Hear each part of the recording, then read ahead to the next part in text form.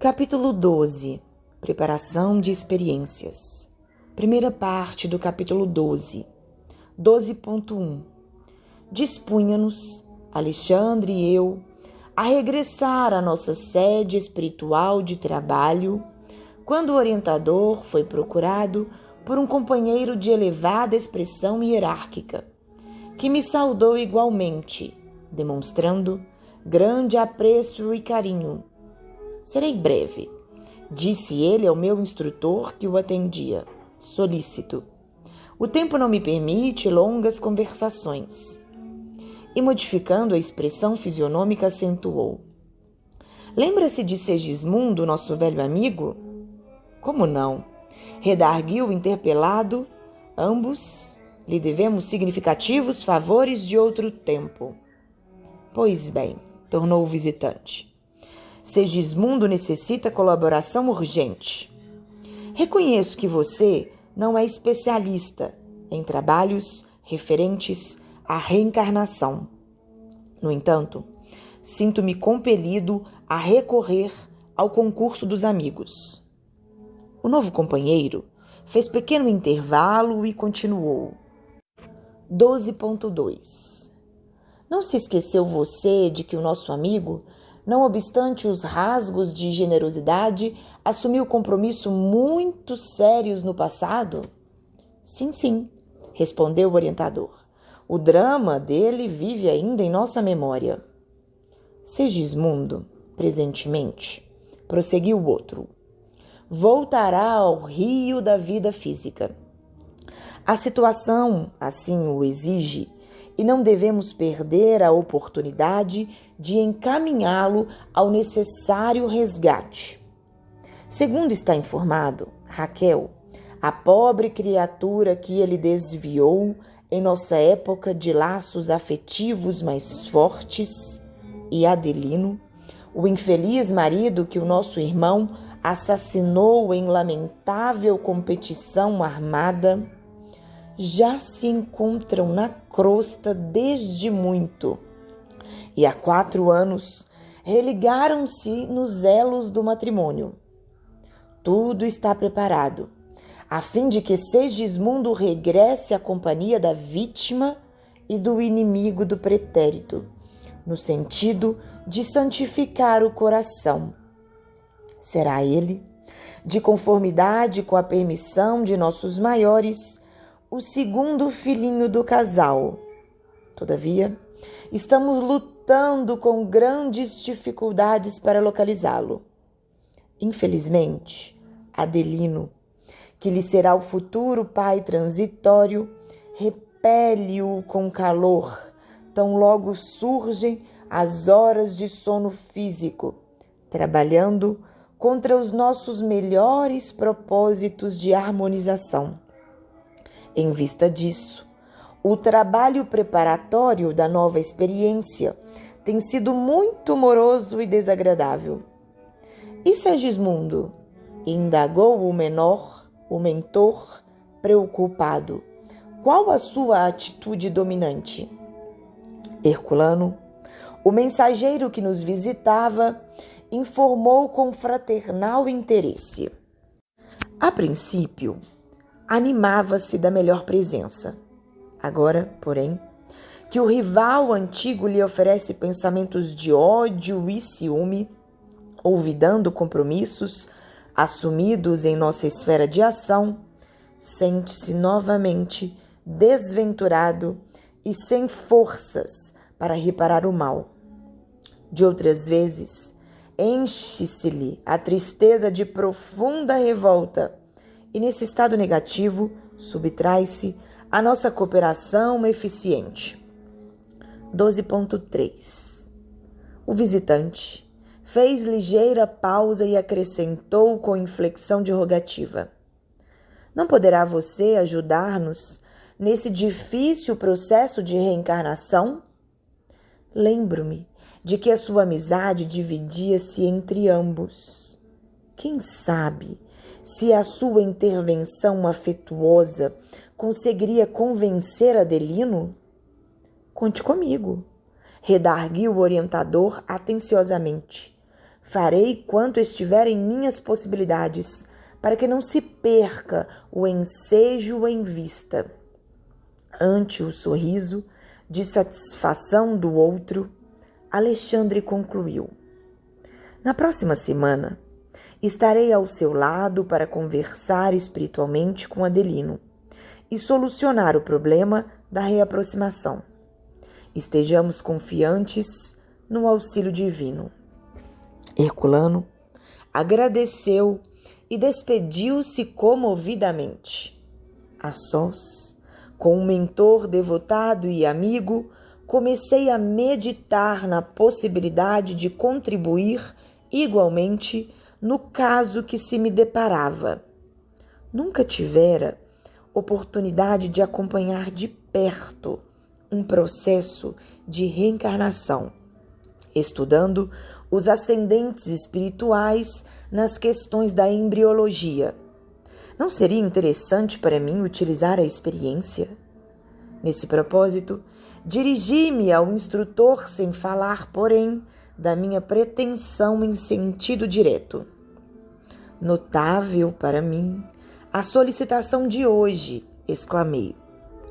Longe estava de pensar no mundo na multiplicidade de tarefas atribuídas aos benfeitores e missionários desencarnados. A extensão do serviço em nosso campo de ação assombraria a qualquer mortal. Sem dúvida, respondeu o mentor atencioso. Os trabalhos se desdobram em todas as direções. O pedido de Herculano vem focalizar um dos mais importantes problemas da felicidade humana, o da aproximação fraternal, do perdão recíproco, da semeadura do amor por meio da lei reencarnacionista. Alexandre meditou alguns momentos e continuou. 12.4 O caso é típico. O drama de Segismundo é demasiadamente complexo por ser comentado em poucas palavras. Basta, todavia, recordar que ele, Adelino e Raquel são os protagonistas culminantes de dolorosa tragédia, ocorrida ao tempo de minha última peregrinação pela crosta. Em seguida, a uma paixão desvairada, Adelino foi vítima de homicídio. Segismundo, do crime, e Raquel, do prostíbulo. Desencarnaram cada um por sua vez, sob intensa vibração de ódio e desesperação, padecendo vários anos em zonas inferiores. Mais tarde, por intercessão de amigos redimidos, os antigos cônjuges obtiveram a volta ao corpo físico, a fim de santificarem os laços sentimentais e se reaproximarem dos antigos adversários. No entanto, como acontece quase sempre, os heróis na promessa fraquejam na realização, porque se apegam muito mais aos próprios desejos que à compreensão da vontade divina. De posse dos bens da vida física, nega-se a Adelino a perdoar, recapitulando erradamente as lições do passado. Antes mesmo da reencarnação do antigo transviado, já se manifesta contrário a qualquer auxílio. Sempre o velho círculo vicioso. Quando fora da oportunidade bendita de trabalho terrestre e vendo a extensão das próprias necessidades, desvela-se o companheiro em prometer fidelidade e realização. Mas, logo que se apossa do tesouro do corpo físico, volta ao endurecimento espiritual e ao menosprezo das leis de Deus. Calou-se o mentor por alguns instantes, acentuando em seguida. Buscarei, porém, chamá-los à recordação dos compromissos. Neste íntere, entendendo que a oportunidade era preciosa, solicitei. Se me ia possível acompanhá-lo, creio que aproveitaria muito. Poderia talvez adquirir valorosos significativos para o serviço do próximo e para o meu benefício pessoal. Ignoro Até quando me será permitido estudar em sua companhia? E estimarei o aproveitamento integral de semelhante oportunidade. 12.5 Alexandre sorriu compassivo e falou: não tenho objeções. Entretanto, não creio deva seguir os trabalhos sem algum conhecimento prévio do assunto. Em toda edificação verdadeiramente útil, não podemos prescindir da base. Temos bons amigos no planejamento de reencarnações. Serviço muito importante em nossa colônia espiritual, diretamente relacionado com as atividades do esclarecimento. Nessa instituição, durante alguns dias, você terá uma ideia aproximada de nossa tarefa, portas adentro de semelhantes trabalhos. Grande percentagem de reencarnações na crosta se processa em moldes padronizados para todos, no campo de manifestações puramente evolutivas.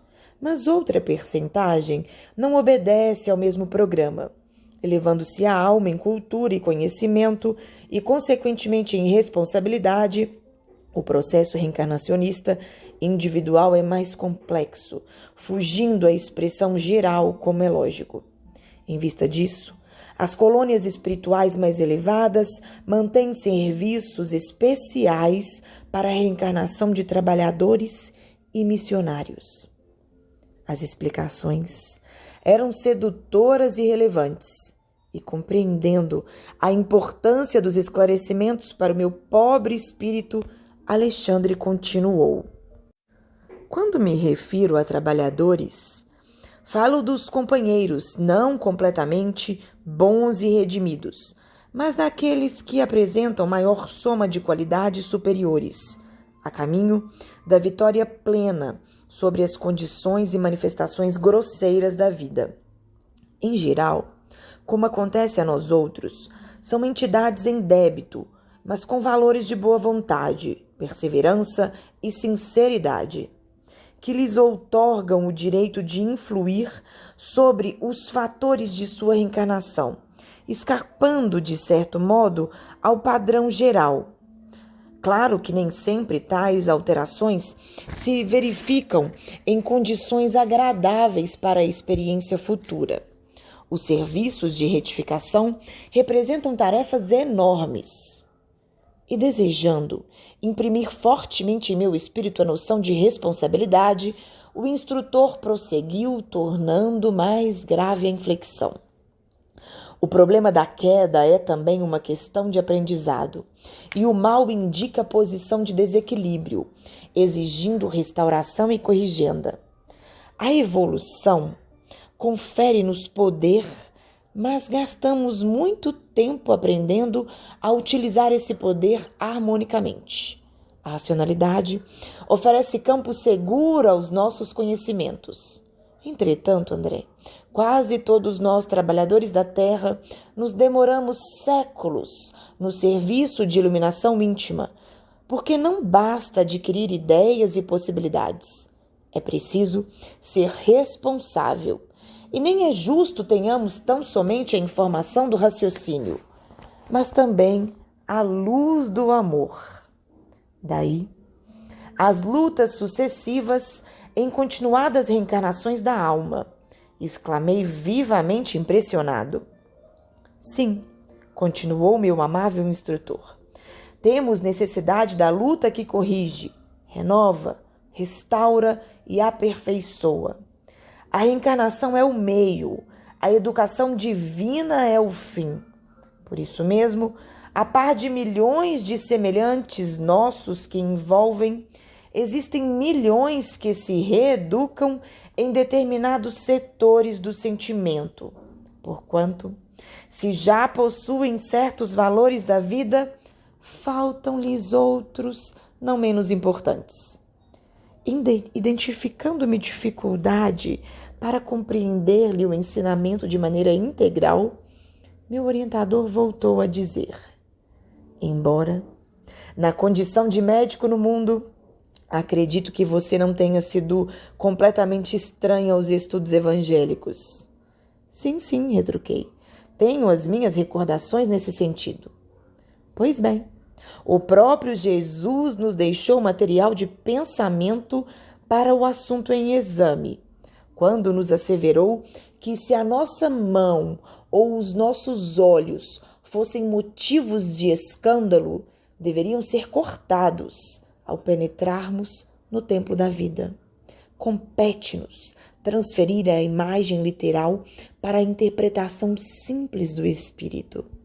Se já falimos muitas vezes em experiências da autoridade, da riqueza, da beleza física, da inteligência, não seria lógico receber idêntica oportunidade nos trabalhos retificadores.